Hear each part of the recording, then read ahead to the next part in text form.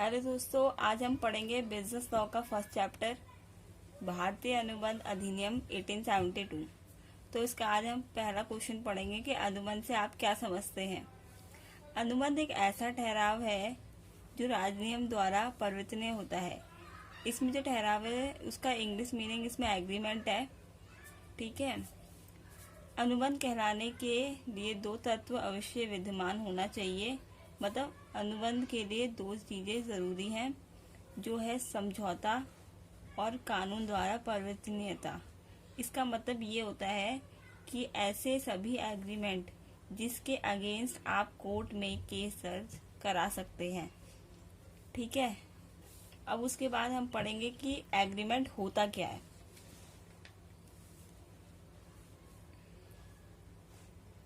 समझौता करने के लिए कम से कम दो पक्ष अवश्य होने चाहिए। मतलब अगर आप एग्रीमेंट करते हैं तो उसमें दो व्यक्तियों का होना जरूरी है, क्योंकि कोई भी व्यक्ति स्वयं के साथ अपने साथ कोई भी अनुबंध नहीं कर सकता, एग्रीमेंट नहीं कर सकता है।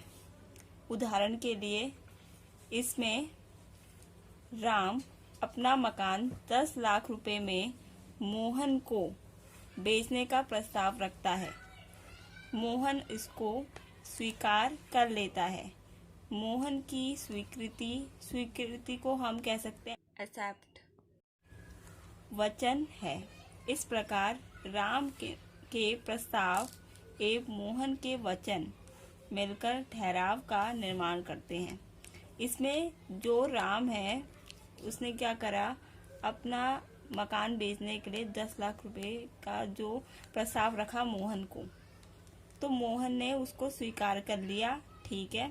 तो वो क्या होगा, हमारा वचन, एग्रीमेंट। एग्रीमेंट के बारे में हम कुछ और भी पढ़ेंगे।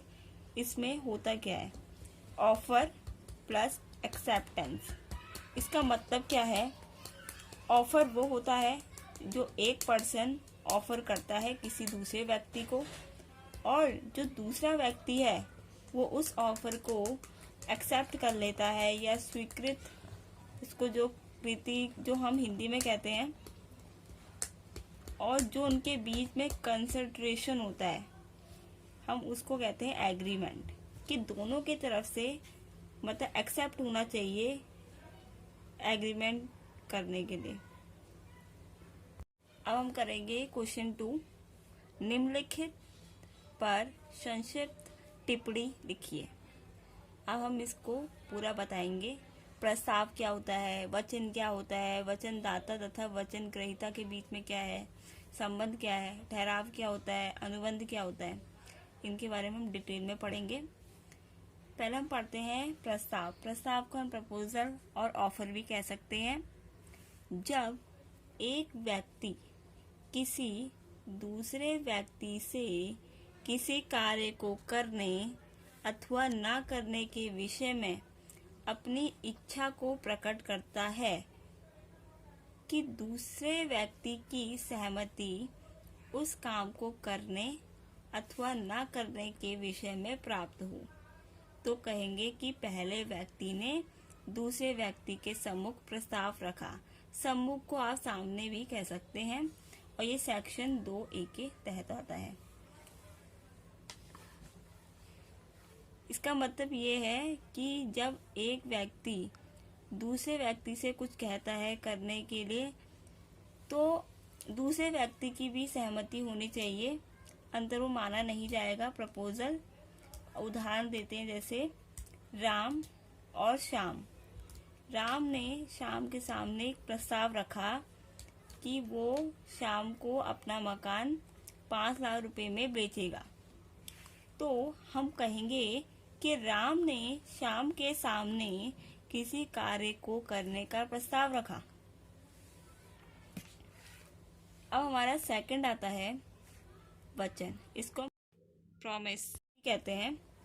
जब वह व्यक्ति जिसके समक्ष प्रस्ताव रखा गया है वह उस पर अपनी सहमति प्रकट कर देता है, तब ये कहा जाता है कि प्रस्ताव स्वीकृत हो गया। स्वीकृत का मतलब से स्वीकार भी कह सकते हैं हम। जब वह व्यक्ति जिसके समक्ष ये प्रस्ताव रखा गया है तो उसको मतलब ये होना चाहिए कि वो सहमत हो उस कार्य को करने के लिए कि हाँ ये ठीक है तो मैं ये कर सकता हूँ। प्रस्ताव जब स्वीकार कर लिया जाता है तो उसे हम वचन कहलाता है। ये धारा 2B के तहत आता है। अब इसका हम उदाहरण लेंगे।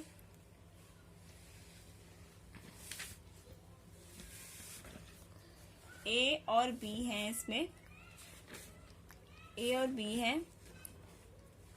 ए ने बी के सामने प्रस्ताव रखा, किसका?